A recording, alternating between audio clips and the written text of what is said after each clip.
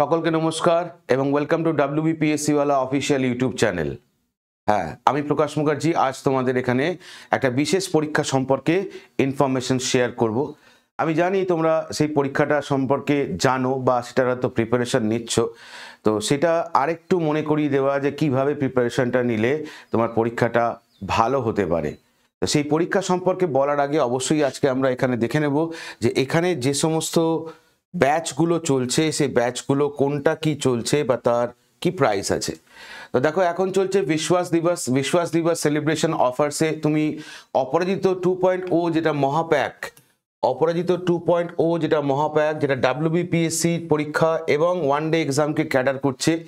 এটা তিনটে ভ্যালিডিটি ইয়ার আছে। একটা হচ্ছে তোমার 1 বছরের, এটা 1 ইয়ার, এটা 1.5 ইয়ার, আর এটা হচ্ছে কিনা 2 বছরের।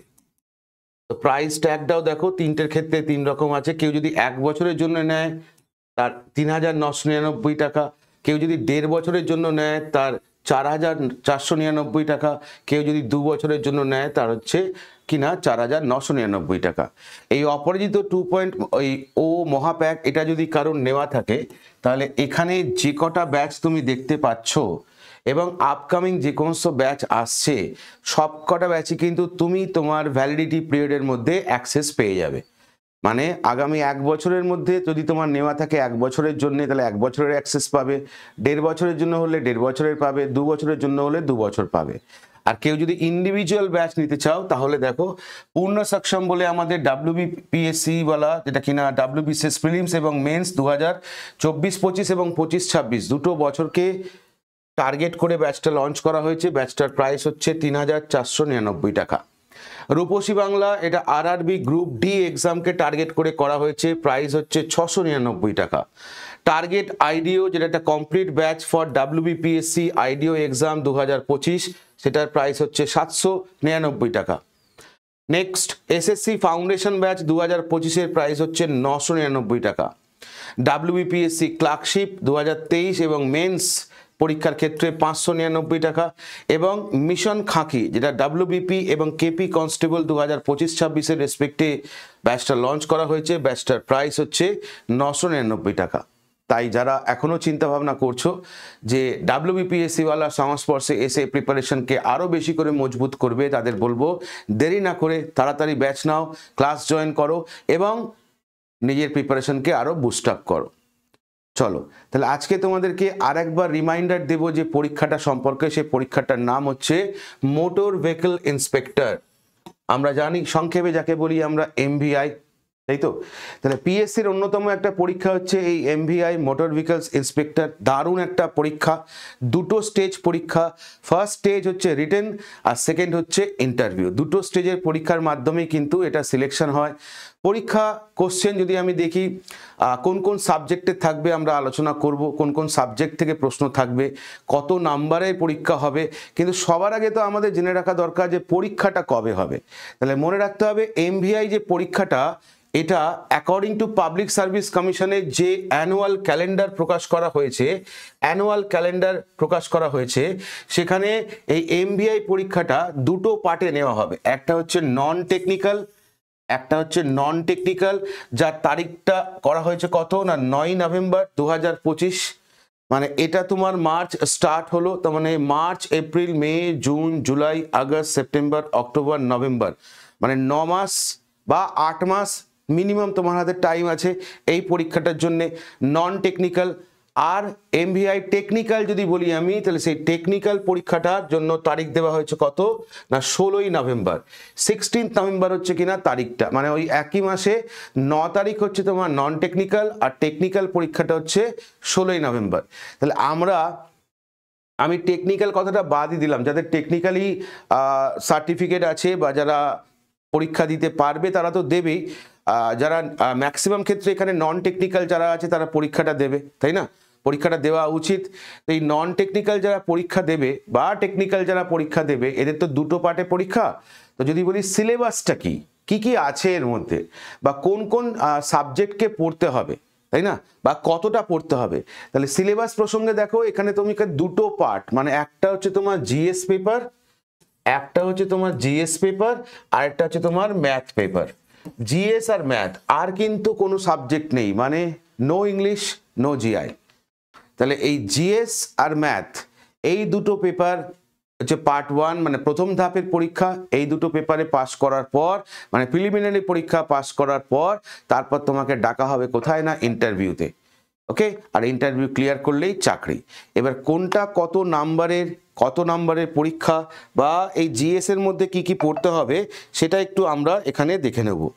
তো দেখো জিএস এর মধ্যে এখানে যেটা পড়তে হবে আমাদের, তার মধ্যে কি কি আছে, history, geography, economy, biology, physics, chemistry, current affairs, awards and recognition, science and technology, static GK এবং হিউম্যান বিহেভিয়ার। এই টোটালটাকে নিয়ে বলছে কি না জিএস। তাহলে জেনারেল স্টাডিজ বলতে যে কটা সাবজেক্ট বোঝায় সব কটা সাবজেক্টকেই এখানে ইনক্লুড করা হয়েছে। শুধু স্পেসিফিক পার্টিকুলার একটা দুটো সাবজেক্ট পড়লে হবে না, সব সাবজেক্টকেই সমান গুরুত্ব দিয়ে পড়তে হবে। আর সাথে থাকছে কি না, সাথে থাকছে ম্যাথের মধ্যে কোন পোর্শনটা থাকবে, এরিথমেটিক, মানে হচ্ছে পাটিগণিত। এই পাটিগণিতের রেসপেক্টে যদি দেখি number system, LCM, LCF, HCF, percentage, boat and stream, arithmetic operation, time and work, time and distance, average, percentage, real analysis, number system, simplification, divisibility, ratio proportion, SI and CI, fraction, mensuration, profit loss, mixture, এই ধরনের বলতে পারো chapter তোমাকে করতে হবে অঙ্কেতে, যেগুলো তোমরা regular basis competitive এক্সামের জন্য কিন্তু করে থাকো। এমন কিছু কি টাফ? এমন কিছু কিন্তু টাফ নয়, হলো, এমন কিচ্ছু টাফ নয়। সিলেবাস দেখে যা মনে হচ্ছে এটা কিন্তু পারা যায়। হাতে 8 মাস সময় আছে, হাতে 8 মাস সময় আছে, অনেক দিন সময় আছে হাতে। তুমি যদি এখন থেকে রেগুলার বেসিস এটা নিয়ে যদি চর্চা শুরু করো, তাহলে ডেফিনেটলি কিন্তু 8 মাসের মাথায় তুমি একটা ভালো রেজাল্ট পেতে চলেছো বলে কিন্তু আশা রাখতে পারি, তাই না? এবার পরীক্ষার প্যাটার্নটা কি, তা আমি এতক্ষণ ধরে বলে আসছি পরীক্ষার প্যাটার্ন কি, এখানে একটু আমরা দেখে নেব। তো দেখো এখানে পাবলিক সার্ভিস কমিশনের তরফ থেকে যেটা প্রকাশ করা হয়েছে, নন টেকনিক্যালের রেসপেক্টে যদি আমি দেখি, তাহলে দেখো এখানে দুটো পার্টে পরীক্ষা হবে, পার্ট 1 আর পার্ট 2। পার্ট 1 যেটা কিনা অবজেক্টিভ টাইপ এমসিকিউ, যেখানে কি থাকবে একটু আগেই দেখলাম আমরা, যেখানে জেনারেল স্টাডিজ থাকবে আর কি থাকবে না এরিথমেটিক প্রবলেম থাকবে। তাহলে এই জিএস কটা কোশ্চেন থাকবে আর এরিথমেটিকের কটা কোশ্চেন থাকবে বা ম্যাথে কটা প্রশ্ন থাকবে, তখন মনে রাখবো কি না, জিএস এর প্রশ্ন থাকবে হচ্ছে 75টা আর ম্যাথ কতগুলো থাকবে, ম্যাথ হচ্ছে 25টা, মানে টোটাল প্রশ্ন হচ্ছে 100 নাম্বার, 2 নাম্বার করে প্রতিটা প্রশ্ন রেসপেক্টে, তার মানে টোটাল নাম্বার হচ্ছে 200 মার্ক। 200 মার্কসের পরীক্ষা, কোশ্চেন হচ্ছে কত 100। ওকে, কোশ্চেন যদি আমরা দেখি কত না 100, তাহলে কোশ্চেন থাকবে 100, প্রত্যেকটার মূল্য হচ্ছে তোমার 2 নাম্বার করে, আর মার্কস কত না 200 মার্ক। টাইম কতক্ষণ পাবে তুমি না, টাইম পাবে হচ্ছে তুমি 1.5 ঘন্টা। তাহলে 1.5 ঘন্টার মধ্যে তোমাকে এই টোটাল জিনিসটা নামাতে হবে। এটা গেল পার্ট 1। এবার এখানে যখন তুমি পাস করবে, প্রিলিমিনারি রেজাল্ট তোমার যখন বেরোবে এবং তুমি যখন কোয়ালিফাই করবে, দেন তোমাকে ডাকা হবে পিটির জন্য, মানে পার্সোনালিটি টেস্টের জন্য। সেই পার্সোনালিটি টেস্টটা কত নম্বরের পরীক্ষা হয়, তখন মনে রাখবে এটা 50 নম্বরের পরীক্ষা হয়। ওকে, পিটি যেটা সেটা কিন্তু 50 নম্বরের পরীক্ষা। তার মানে টোটাল মার্কস যদি আমরা দেখি, 200 নম্বর হচ্ছে প্রিলি আর 50 নম্বর হচ্ছে ইন্টারভিউ, তার মানে টোটাল 250 নম্বরের উপর কিন্তু পরীক্ষাটা হয়ে থাকে। তাহলে এখানে বলেই দিয়েছে দেখো, marks allotted for personality test কত না 50, এবং এই তোমাকে যে পার্সোনালিটি টেস্টে ডাকা হবে এটা তোমার প্রিলিমিনারি পরীক্ষার রেজাল্টের উপর বেস করে তোমাকে ডাকা হবে। তাহলে মাত্র 250 নম্বরের পরীক্ষা। আরেকটু ভালো করে পরিষ্কার করে দেখে নাও ব্যাপারটা। বলছে দেখো এক্সামটা দুটো পার্টে হবে, পার্ট 1 এবং পার্ট 2। ডিউরেশন কত 90 মিনিট, প্রত্যেকটা প্রশ্নের মূল্য কত 2। পার্ট 1-এ 75টা প্রশ্ন আর পার্ট 2-তে 25টা প্রশ্ন। টোটাল প্রশ্ন কত না, টোটাল আমরা দেখতে পেলাম 100টা এমসিকিউ আছে, 100টা এমসিকিউ আছে, আর প্রত্যেকটার মূল্য কত মানে 2 নাম্বার। তার মানে আমরা যদি দেখি টোটাল মার্কস কত না 200 নাম্বারের পরীক্ষা, সময় হচ্ছে 1.5 ঘন্টা, তাই তো? আর এই প্রিলিমিনারি পরীক্ষায় পাস করার পরেই তোমার ডাক পড়বে কিসে না মেন্স তো নেই, মেন্সের ক্ষেত্রে তোমার ইন্টারভিউয়ের জন্য। তাহলে খুব কি হার্ড বলে মনে হচ্ছে? হ্যাঁ, খুব কি শক্ত বলে মনে হচ্ছে?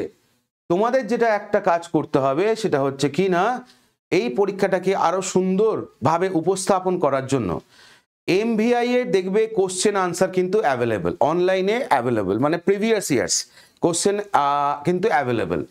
সেই প্রশ্নগুলো দেখে নিতে হবে আগে যে কোন কোন টাইপের প্রশ্ন আসছে, কোন কোন চ্যাপ্টারকে ফোকাস করছে, কোন কোন সাবজেক্টের উপরে ফোকাস করছে। ব্যাস, আর দেরি কিসের? 8 মাস সময় আছে, নিজের মতো করে একটা রোড ম্যাপ তৈরি করো, mission MVI motor vehicles inspector নিয়ে লেগে পড়ো। হলো, এই নিয়ে আমাদের ব্যাচও খুব তাড়াতাড়ি আসতে চলেছে। যদি মনে হয় যে ব্যাচ সাবস্ক্রিপশন করে তুমি আলাদা করে ক্লাস করবে, তুমি সেটাও করতে পারো। যেটাই করো, মোদ্দা কথা নিজেকে রেডি করো, চাকরি একটা পেতেই হবে এবং চাকরি আমরা নিয়েই ছাড়বো। Thank you.